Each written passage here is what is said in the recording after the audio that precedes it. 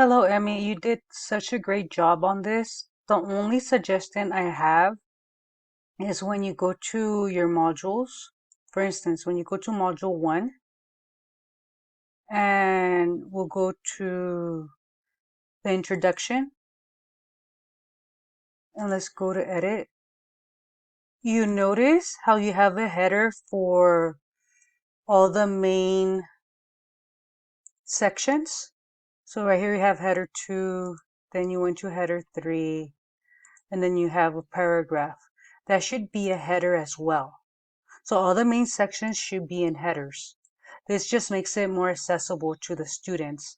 So you don't have to change the font.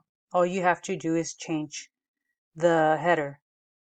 So for instance, you'll go to maybe header 3 if you want right there to be consistent with the one on top.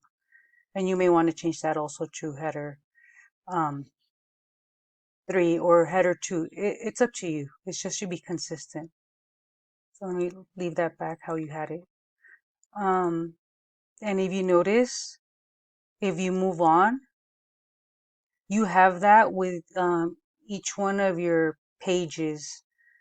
So right here, the introduction should be some kind of header, like header 2. And then you could enter this right here and undo the header for that and make it into a paragraph. So again, all of your main sections, you would want to have it as headers. And again, this is just to make it accessible. So you have the lesson and then everything else down here would just be a paragraph. So again, each section should be a header. And I notice that you have that consistently. You don't have the main things as headers. And it's just to make it accessible. That's why we do that.